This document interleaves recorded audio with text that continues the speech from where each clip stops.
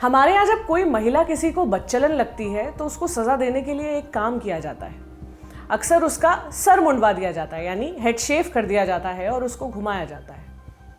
मगर एक महिला है जिसने अपनी मर्जी से अपना सर मुंडवाया है। क्यों?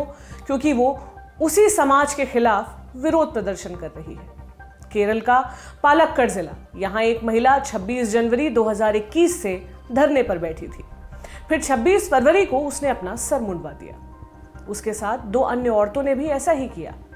क्योंकि ये औरतें कुछ पुलिस अधिकारियों के खिलाफ कार्रवाई करने की मांग कर रही हैं। औरतों का कहना है कि पुलिस ने 2017 में हुई 2 बच्चियों की मौत के मामले की जांच ठीक से नहीं की थी, लापरवाही बरती थी। इन औरतों को कुछ नेताओं का भी साथ मिल रहा है। केरल की सरकार से सभी मिलकर कई सारे सवाल पूछ रहे हैं। जिस मामले को लेकर विरोध हो रहा है उसे हम और आप वालियार केस के नाम से जानते हैं। ये मामला 2 बच्चियों के कथित सेक्सुअल असॉल्ट और मौत से जुड़ा हुआ है।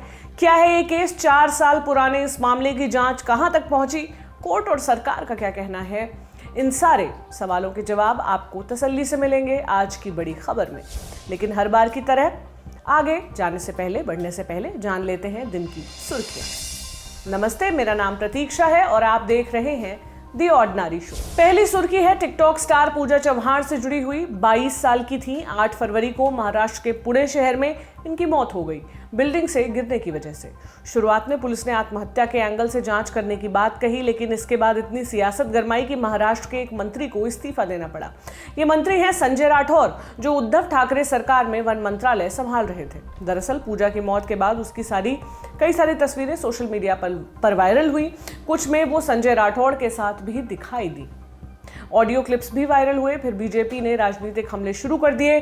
संजय राठौड़ पर पूजा की मौत के आरोप लगाए गए। महाराष्ट्र के गृह मंत्री अनिल देशमुख ने कहा कि पुलिस पर कोई दबाव नहीं है, लेकिन विपक्षी पार्टियों के सुर तेज होते गए। अखबार की रिपोर्ट बताती है कि उद्धव ठाकरे ने इसके बाद संजय राठौड़ को अपने घर बुलाया, कहा कि इससे पहले वो कोई कदम उठाएं, खुद ही कोई फैसला ले लें। इसके बाद राठौड़ बैकफुट पर आ गए और इस्तीफा दे दिया। अगली सुर्खी है उस नर्स से जुड़ी हुई जिसके बारे में इस वक्त सोशल मीडिया पर काफी बातें हो रही हैं। नर्स का नाम है निवेदा। खबरों में इसलिए है क्योंकि इन्होंने पीएम मोदी को कोरोना का टीका लगाया है और अब टीका लगाते हुए नर्स की तस्वीर वायरल हो रही है। निवेदा पुडुचेरी की रहने वाली है। पिछले 3 साल से दिल्ली के एम्स में काम कर रही हैं। समाचार एजेंसी एनआई की रिपोर्ट के मुताबिक निवेदा ने बताया कि आज सुबह ही उन्हें पता चला था कि पीएम मोदी वैक्सीनेशन के लिए आ रहे हैं। निवेदा ने आगे बताया कि पीएम सर ने मुझसे पूछा कि मैं कहां से हूं, कहां से ताल्लुक रखती हूं। वैक्सीन देने के बाद भी उनसे बात हुई। सर का कहना था कि वैक्सीन लगा भी दिया और पता भी नहीं चला। अगली सुर्खी है असली बंटी और बबली की, यानी असल में चोरी करने वाला लड़का और लड़की की। दिल्ली पुलिस ने हाल ही में एक लड़की और एक लड़के को गिरफ्तार किया है। दोनों बाइक में घूम घूम कर स्नैचिंग की घटनाओं को अंजाम देते थे। इंडिया टुडे के अरविंद कुमार ओझा की रिपोर्ट के मुताबिक लड़की का नाम सिमरन है, 20 साल की है। लड़के का नाम सिद्धार्थ है, वो भी 20 साल का है। दोनों ने स्कूल की पढ़ाई भी पूरी नहीं की है। दोनों दिल्ली के बिंदापुर इलाके में पड़ोसी थे। वहीं दोस्ती हुई। दोनों नशा करते थे। पैसों की जरूरत थी, इसलिए बंटी और बबली वाली फिल्म जोड़ी को असल जिंदगी में उतारा और स्नैचिंग शुरू कर दी। सिद्धार्थ बाइक चलाता और पीछे बैठी सिमरन लोगों से फोन छीनते जाती थी। खैर, अब ये दोनों पुलिस की गिरफ्त में हैं। अगली सुर्खी उस केस से जुड़ी हुई है जो इस वक्त काफी ज्यादा चर्चा में बना हुआ है। आयशा नाम की एक लड़की के सुसाइड का मामला। एक वीडियो वायरल हो रहा है जिसमें एक लड़की बता रही है कि वो सुसाइड करने वाली है। ये भी कहती है कि वो अपने पति की सभी गलतियों को माफ करती है और इसके बाद वो साबरमती नदी में कूद जाती है।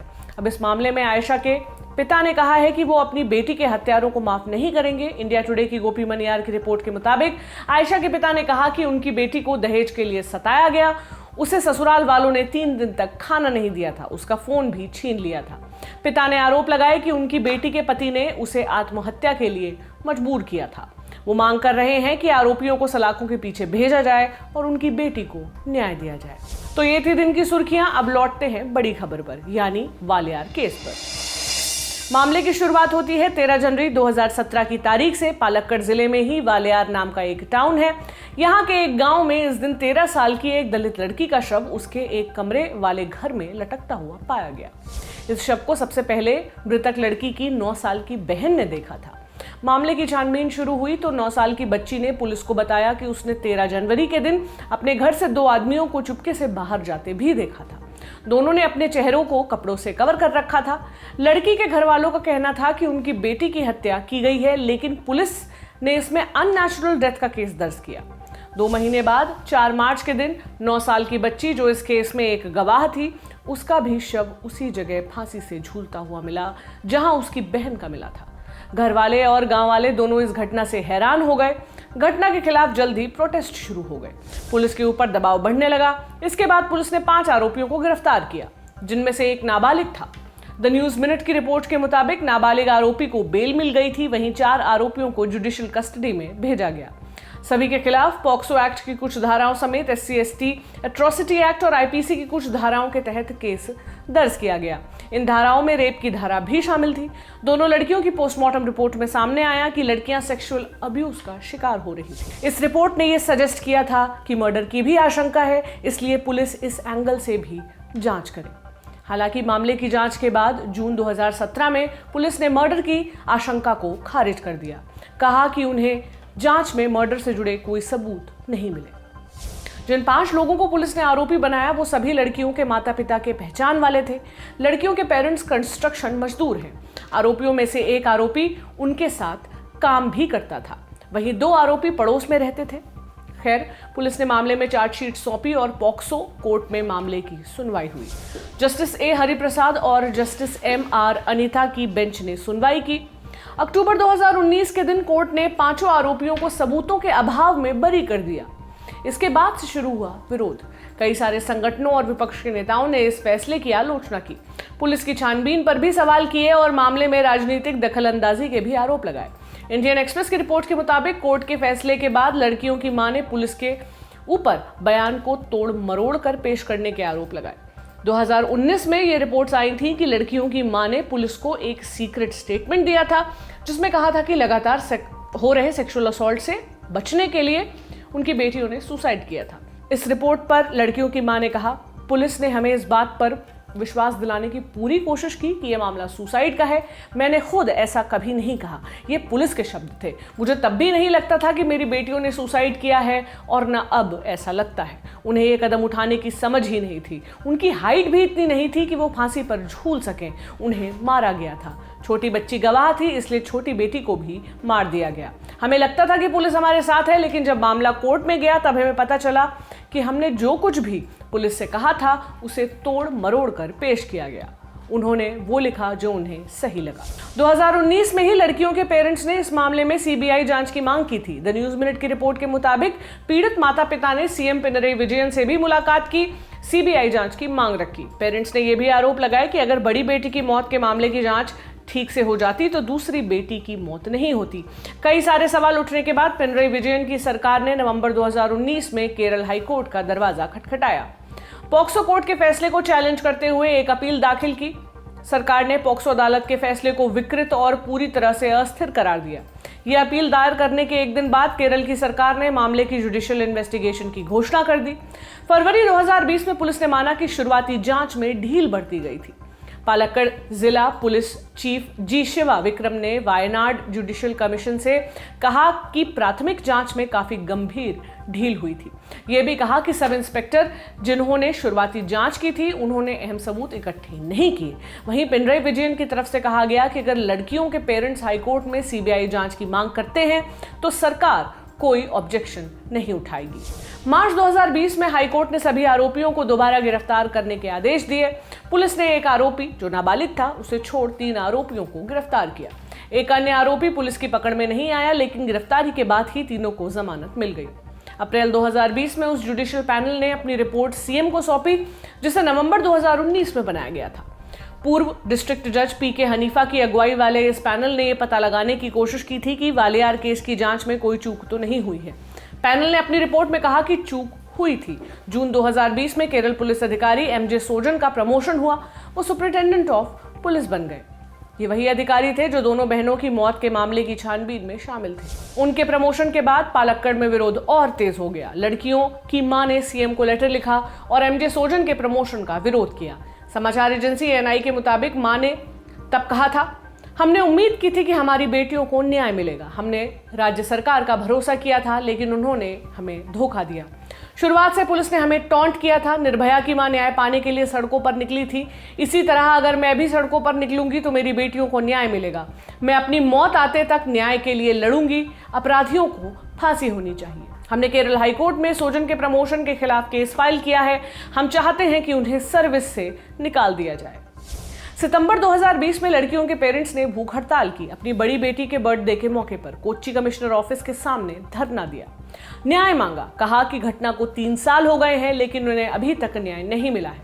नवंबर 2020 में इस केस का एक आरोपी अपने घर पर मृत पाया गया। रिपोर्ट्स के मुताबिक उसने सुसाइड कर लिया था।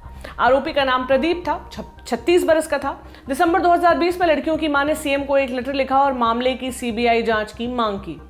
जनवरी 2021 में केरल हाईकोर्ट की एक बेंच ने मामले की दोबारा सुनवाई शुरू करने के आदेश दिए। पॉक्सो कोर्ट के पुराने फैसले को खारिज करते हुए स्पेशल कोर्ट को आदेश दिया कि फिर से सुनवाई हो। इसके बाद 2 आरोपियों को गिरफ्तार करके जुडिशियल कस्टडी में भेज दिया गया। इंडिया टुडे की गोपी कृष्णन के रिपोर्ट के मुताबिक एक आरोपी अभी जमानत पर बाहर है तो चौथे आरोपी की सुसाइड की वजह से मौत हो गई है। लड़कियों के पेरेंट्स ने सीबीआई जांच की मांग की थी। इस पर हाईकोर्ट और सरकार दोनों ने सहमति जताई और सीबीआई जांच की परमिशन दे दी। इस आदेश आने के बाद लड़कियों की मां धरने पर बैठी, इस मांग के साथ कि इस केस में लापरवाही करने वाले पुलिस अधिकारियों के खिलाफ एक्शन लिया जाए। और इस क्रम में लड़कियों की मां समेत 3 औरतों ने 26 फरवरी को सर मुंडवा लिए। धरने पर बैठने के पहले लड़कियों की मां ने कहा था कि अगर इलेक्शन नोटिफिकेशन आने के पहले राज्य सरकार पुलिस अधिकारी के खिलाफ एक्शन लेने के आदेश नहीं देती है तो वो सिर मुंडवा लेंगी। Dalit human rights movement state chairperson Salina Prakkanam और सोशल एक्टिविस्ट बिंदु कमलन ने भी सिर मुंडवाया है। महिला कांग्रेस स्टेट की प्रेसिडेंट लतिका सुभाष भी पीड़ित मां के प्रदर्शन को सपोर्ट कर रही है। द हिंदू की रिपोर्ट के मुताबिक वालियार एक्शन काउंसिल के नेताओं ने यह भी कहा है कि पीड़ित मां का समर्थन करने के लिए 4 मार्च को वो भी सिर मुंडवा लेंगे। बीजेपी एससी मोर्चा के स्टेट प्रेसिडेंट शाजूमोन वात्तेक्कड़ का कहना है कि इस सर मुंडन के पीछे केवल और केवल सीएम पिनरई विजयन जिम्मेदार है। इस मामले में तमाम विपक्षी पार्टियां एक साथ ही एक सुर का राग अलापते नजर आ रही हैं। हम इस पर कोई टिप्पणी नहीं करेंगे, बस इतना कहना चाहेंगे कि केरल में चुनाव होने वाले हैं और अभी वहां एलडीएफ यानी लेफ्ट डेमोक्रेटिक फ्रंट की सरकार है। खैर, इस पूरे मामले में हम तो यही उम्मीद करेंगे कि पीड़ित पक्ष के साथ न्याय हो। ऐसा ना हो कि राजनीतिक दल अपनी रोटियां सेक कर खा पी कर निकल जाएं और पीड़ित परिवार न्याय की गुहार लगाता रह जाए। अब वक्त हो चला है हमारे जाने का, यानी हमारे आखिरी सेक्शन चलते चलते का। आज हम रेकमेंड कर रहे हैं वेब सीरीज फायरफ्लाई लेन। फायरफ्लाई यानी जुगनू, फायरफ्लाई लेन यानी ऐसी गली जो जुगनुओं से भरी रहती हो। नेटफ्लिक्स पर मौजूद इस सीरीज में कहानी है 2 टीनेज लड़कियों की जो किस्मत के लेखे से मिलती हैं और ऐसी सहेलियां बनती हैं जिन्हें कोई अलग नहीं कर सकता। एक बड़ी जर्नलिस्ट और टॉक शो होस्ट बनती है, दूसरी पहले उसकी प्रोड्यूसर और फिर बाद में नौकरी छोड़ हाउसवाइफ बन जाती है, लेकिन दोनों का रिश्ता वैसा ही है। ये सीरीज फीमेल फ्रेंडशिप्स को दिखाती हुई एक बेहद प्यारा कनेक्शन सामने रखती है जो झूठा नहीं है, बनावटी नहीं है। 2 इंसानों के बीच झगड़ा भी है, जलन भी है, एक इंसान होने के नाते पनपी कमजोरियां भी हैं। लीड कैरेक्टर्स में कैथरीन हीगल और सारा चौक नाम की एक्ट्रेसेस हैं। एक सीजन आया है अभी जिसमें कुल 10 एपिसोड्स हैं।